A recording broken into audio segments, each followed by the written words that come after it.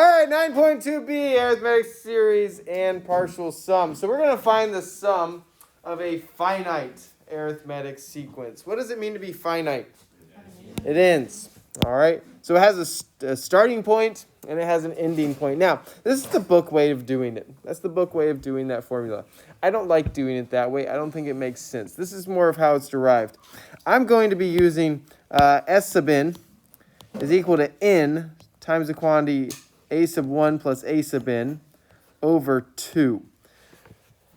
That's more of how I think this formula is derived. Because if I take my first term plus my last term and I divide by 2, what is that finding? The average. Okay? It's finding the average of the first and the last. All right? And then you multiply that average by the number of terms it has. That's more of how this thing is derived. All right? Pretty good? Of 1 plus 3 plus 5 plus 7 plus 9 plus 11 plus 13 plus 15 plus 17 plus 19. All right. Now, you totally could add up all those in your calculator. However, it might be a little bit bigger than that on your assessment. So, we need to know my first, and we need to know my last. So, what's my first? A sub 1 would be what? 1. Well, my last one is 19. But what term is that? It's my 10th term, okay? 1, 2, 3, 4, 5, 6, 7, 8, 9, 10. All right? So that is my 10th term. So that's a sub 10. So now I kind of have everything I need. So if I need to find the sum of them, I say S sub 10 is equal to my number of terms, which is 10, plus, or times, the average of my first and my last. So I have 1 plus 19 over 2. Well, 1 plus 19 is 20. 20 divided by 2 is 10. 10 times 10 is 100. So I need to find the sum of the first 100 positive odd integers. Well, if I need the first 100, what's my first odd integer? 1. And then I need to find a sub 100. Well, I'm not going to keep going out. I'm not going to say the second one is 3, the third one is... Okay, I'm not going out there. So let's build our a sub n. That's going to make life a little bit easier. So what's my a sub n?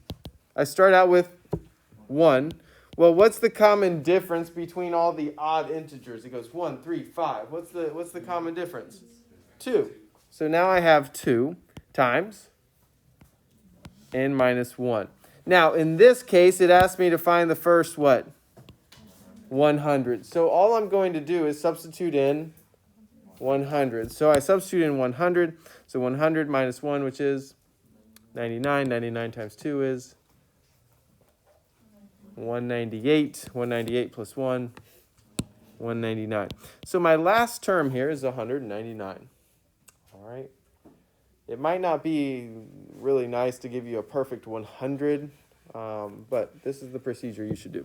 All right, so then I'm ready to play. So now I have S sub 100 is equal to my number of terms, which is 100, times the first one, which is 1, plus my last one, which is 199, all over 2, because I'm taking an average. All right, so this one's pretty simple. We can do this in our head. 1 plus 199 is 200. 200 divided by 2 is 100. 100 times 100 is 10,000. All right. I'm finding the sum from 1 to 100. So now I'm going to find the sum of all the integers from 1 to 100. Well, what's my a sub 1? 1. What's my a sub 100? 100. So I'd have S sub 100 is equal to 100 times 1 plus 100 over 2. All right. You might want to calculate, but we can do this one. So we have 1 plus 100, which is 101, divided by 2, which is 50.5. Let's move the decimal twice because it's times 100, and we get 5,050. All right. All right, let's do another one. Let's make one up. So we're going to find the sum of the positive even integers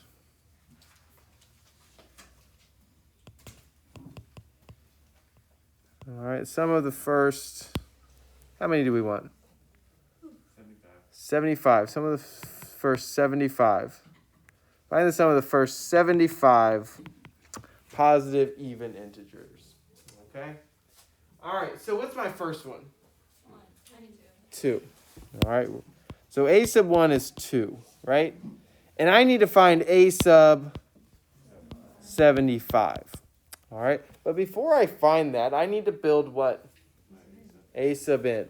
So my a sub n would equal 2 plus, what's the common difference of evens? 2, 4, 6. What's the common difference? 2 again. And then times n minus 1. So now I'm substituting in what? 75. So 75 minus 1 is 74. 74 times 2 is 148 plus 2 is 150. All right. So now I'm ready. So now I have S sub 75 is equal to 75 times over 2. All right. Get out your handy dandy calculator.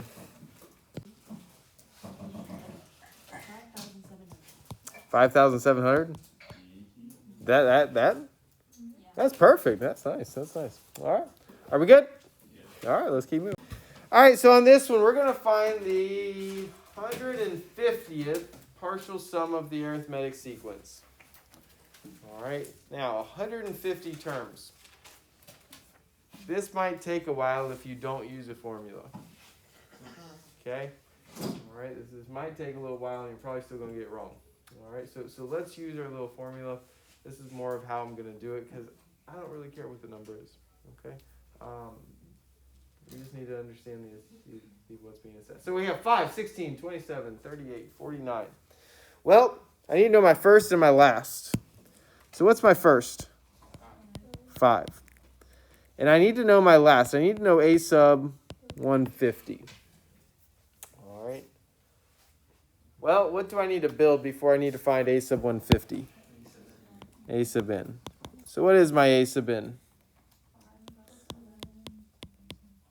Times n minus 1. All right. All right, so now when I substitute in 150, what is a sub 150?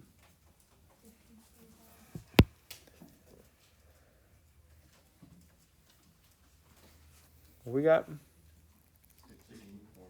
1,644. All right. All right, so now I'm ready to go. So S sub 150 is equal to 150 times 5 plus over 2. All right. So now we put that into our handy dandy calculator.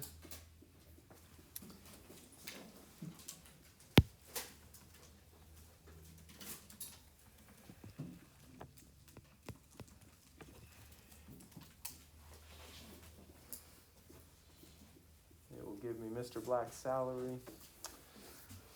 So what did we get? 123,675. And it's not money. I just made that up. All right. All right. Fantastic. All right, let's look at this next one.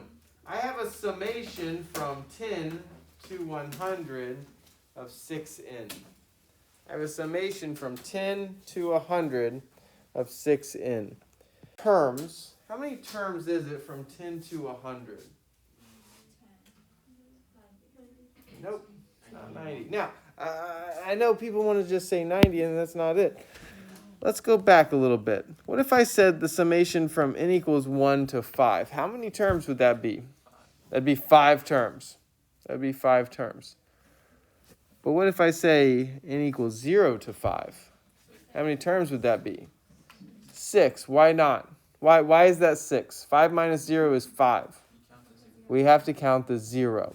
So if I'm 1 to 5, 5 minus 1 is 4, right? But we have to count the 1, and we're used to doing that because that's how we usually count. All right, so if I go from 10 to 100, how many terms is that going to have? It's going to have 91 terms. All right, so my a sub 1, I'd be substituting in 10. That would be my lower limit or lower bound. So I substitute in 10, and what would I get? I'd get 60. And then to find my last term would be a sub 91. And to find that, I'd substitute in what? I'd substitute in 100. All right, so when I substitute in 100, I end up with 600. All right. So then my S sub 91 would equal 91 times 60 plus 600 over 2. All right, and then I would put that into my handy dandy calculator.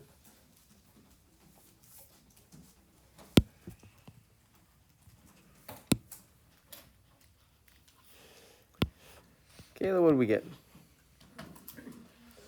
30,030. 30,030. All right. Good. Pretty good? All right. To 40 of 3n. So what's a sub 1? 60. And then a sub what would be my last term? The 21st term. All right, good. So then I'd end up with 120. So S sub 21 would equal 21 times 60 plus 120 all over 2. And we'd end up with, what was it? 1890. That was a good year. All right. Good, good? All right. You got it. Second place receives $950. Third place receives $900, and so on. What is the total amount of prize money? All right. So we need to find all the money that was given to this golf tournament. So what is a sub 1? What's the first place winner get? 1,000. And then I need to figure out what the last place winner gets. Or the last place loser. I guess it's not a winner. All right. So how much does the last person get? What do we need to build probably? A sub n. So my a sub n would equal what? 1,000 minus or plus a negative 50 times n minus 1. All right. And then we want to substitute in what? 16.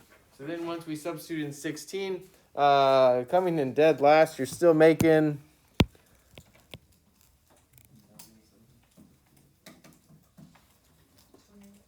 $250 goes to Francis. Just kidding. He's not that bad. All right. So then I need to find S sub 16, which would equal 16 times 1,000 plus 250 over 2. And so how much total prize money was given out at this golf tournament?